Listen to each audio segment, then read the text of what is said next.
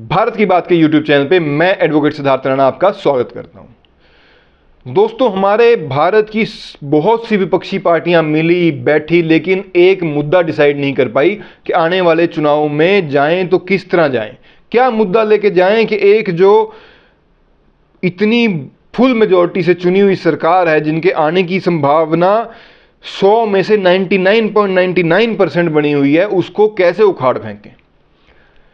बहुत बड़ी बैठक करी, अगली बैठक भी तय कर दी, लेकिन मुद्दा कोई उठा नहीं पाए। वहीं हमारे यशस्वी प्रधानमंत्री आदरणीय श्री नरेंद्र मोदी जी ने एक मीटिंग, या यूं कहें एक अपने कार्यकर्ताओं को एड्रेस किया, एक संबोधन, और उसमें उन्होंने 2024 का नैरेटिव सेट करके रख दिया, बिल्कुल एकदम क्रिस्टल क्लियर कि 24 में किस मुद्दे पे क्या लड़ाई कैसे होने वाली। जी हां दोस्तों, अब तक आप समझ गए होंगे मैं बात करने जा रहा हूं एक देश और एक कानून की।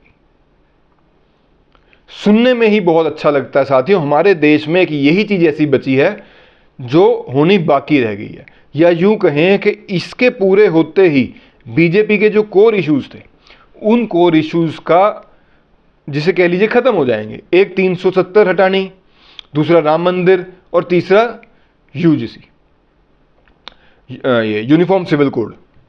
ये तीनों मुद्दों के साथ भारतीय जनता पार्टी के तीनों कोर इश्यूज कंप्लीट हो जाएंगे। बहुत एक लंबी लड़ाई लड़ने के बाद ऐसा लगने जा रहा है कि प्रधानमंत्री जी ने मन बना लिया है कि वो 2024 का जो चुनाव है वो इसी मुद्दे पे लड़ने की इच्छा में। जैसे ही प्रधानमंत्री जी ने अपने लाखों कार्यकर्ताओं को संबोधन उनका खत्म हुआ और उन्होंने इस यूनिफॉर्म सिविल कोड की बात रखी, वैसे ही जो मुस्लिम लॉ बोर्ड है उन्होंने आपातकाल बैठक बुला ली।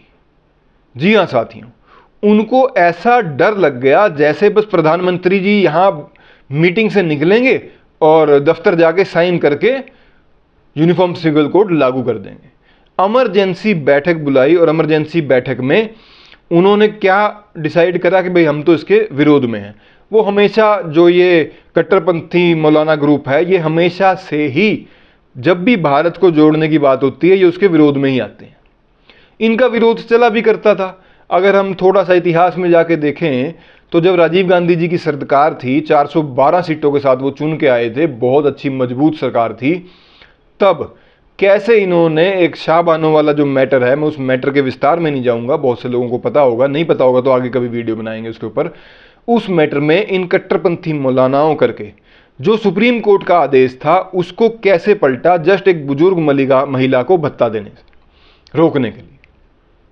और वो उस टाइम की सरकारें थी जो उनके सामने झुक जाती थी, जो इनके सामने कहें या जो देश के लिए अच्छी चीज होती थी वो करने से पहले घबरा जाती थी वोट बैंक की पॉलिटिक्स करके।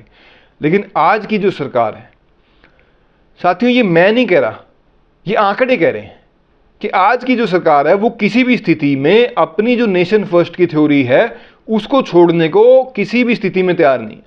कोई नाराज हो, वोट दो ना दो, साथ चलो ना चलो, फर्क नहीं पड़ता।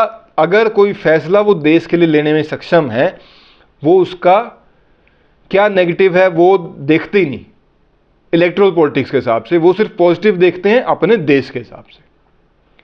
तो ऐसी एक सरकार को अगर ये कट्टरपंथी मौलाना सोच रहे दबा लेंगे तो वो संभवतः पॉसिबल नहीं है। तो इन्होंने क्या सोचा, अभी हम इकट्ठे होकर अब लॉ कमीशन के सामने जाएंगे। ठीक तरीका है, लॉ कमीशन के सामने जाओ, अपनी बात रखो, लॉ कमीशन को समझ आती है, आपकी बात सुनते हैं तो ठीक है। मुद्दा सेंसिटिव है तो इस पर विचार होना चाहिए।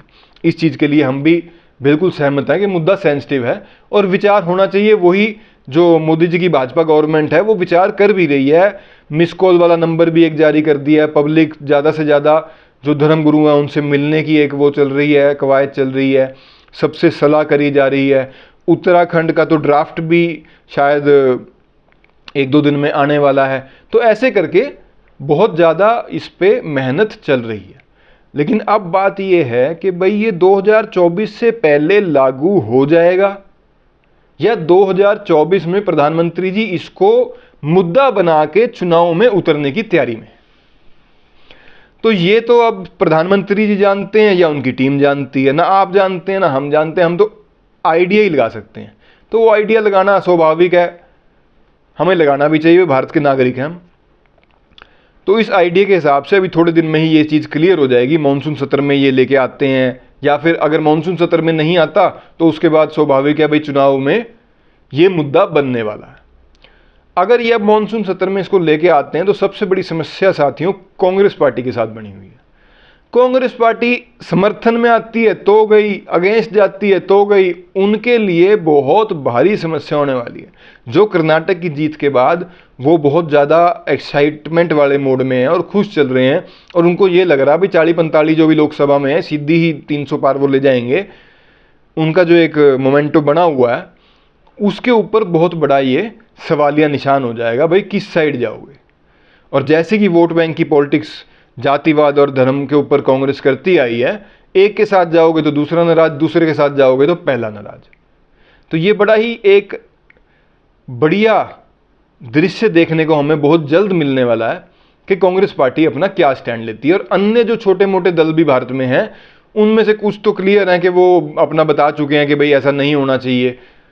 जैसे आप पार्टी क्लियर कर चुकी है कि भाई हम इस मुद्दे पे साथ हैं, वो संविधान की इज्जत कहते हैं भाई हम संविधान की इज्जत करते हैं। और संविधान में अंबेडकर जी ने भी इसका वो रखा कि भाई ऐसा यूनिफॉर्म सिविल कोड होना चाहिए। सुप्रीम कोर्ट भी 2 से 3 बार सरकार को अलग अलग माध्यम से अपना कह चुका है कि आप इसके ऊपर बिल लेके आएं। तो देश की अखंडता के लिए, एकता के लिए इसका आना बहुत जरूरी है, लेकिन साथ ही सभी की धार्मिक भावनाओं को ध्यान में रखते हुए इसका ड्राफ्ट जैसा कि सेंट्रल गवर्नमेंट या लॉ कमीशन या जो भी एजेंसीज हैं वो बनाएंगी, ऐसा मेरे को पूरा विश्वास है। आपका इसके ऊपर क्या राय है कमेंट बॉक्स में ज़रूर बताइएगा। आज के वीडियो में इतना ही। आपका बहुत बहुत धन्यवाद। जो मेरे साथी मेरे भाई नए हैं चैनल को सब्सक्राइब करें, शेयर करें। भारत माता की जय, वंदे मातरम।